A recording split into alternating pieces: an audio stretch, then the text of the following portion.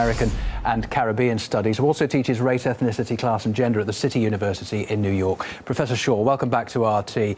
With your expertise on this then, you'll know that the videos that were shown yesterday and today can shine a light on the division, the political tribalism that's been so in evidence. Is it going to be convincing enough for the Senate? That's correct, Colin. But I think this is much to do about nothing, because they need 67 senators in order to convict. So it's almost sure to be an acquittal.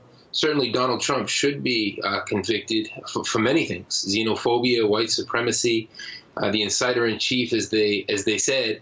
But this is playing out along partisan lines very predictably. So if they don't have the 67 votes, is this really much to do about nothing? Is there too much reliance on the numbers, though, for Donald Trump's defense team? Because some of the analysts we've already spoken to tonight have said they didn't exactly put up much of a robust opening yesterday. And if they're just relying on your critics' route to get you from the start, that doesn't exactly seem rock solid. Yeah, they're using the argument that he has freedom of speech.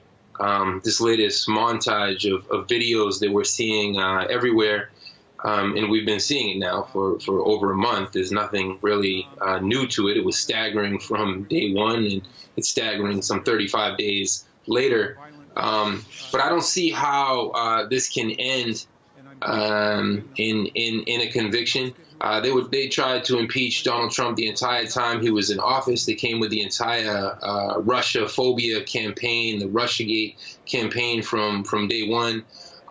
They tried to get him in so many different ways and were never successful. It's kind of surprising, Colin, that we haven't seen any lone wolf type of domestic terrorism attacks. That's what I think a lot of us thought this past month. But things have been a little bit more tranquil than we expected. Well, I suppose the $500 million security detail outside the Capitol is probably keeping a lot of that at bay at the moment. Earlier on, at the start of day 2 of this Senate trial, the House impeachment managers played another montage, and it was of some of the people who took part in that rioting pretty much saying, the president told me to come here, the president told me to do it. How damning is that testimony going to be? Yeah, and there were interviews with the Capitol Police that these wannabe coup mongers, because in order to have a coup, you need at least sections of the military and the police. There's no way, like you said just now, you can't go up against 25,000 National Guard troops that were brought in. So there were these conversations where these insurrectionists, if you will, or wannabe insurrectionists, they tried to converse with Capitol Police and win them over to join them. And that was one of the main contradictions, that here we have these wannabe police and these proto-fascist elements who really, quote unquote, respect the police, and they were toe-to-toe with the police. So how is this going to play out? And we saw how it played out. It was really, looking back, a pathetic attempt. Sure, it struck fear into a lot of people, but how far did it really get? Again, without entire sections of the military and the police, of the state, historically, scientifically defined, you can't have a successful coup. I suppose we're getting the predictable reaction from both sides. You're getting the disgust and the shock from the Liberals' side. You're getting an underwhelmed response from the Republican side of it.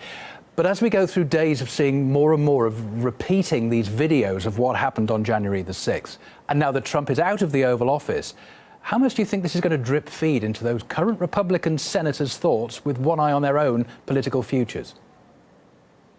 Yeah, things are more divided than ever. This country is super polarized. So if one opens up the headlines of CNN, MSNBC, the New York Times, they're going to say one thing. And then if one goes to the Wall Street Journal and Fox, they're more now, quote unquote, in the middle. And then if you go to Breitbart and you go to Newsmax, and now that Parler is shut down, they have Gab. Certainly the headlines and the talking points are completely different. So there's still this undercurrent of bigotry, of backwardness, and I think that's what Donald Trump preyed upon. Hundreds and hundreds of years of white supremacy and of inequality in this country and misunderstandings. So really for us, it's a question of popular education, exposing people to more ideas of why Trump was never the answer.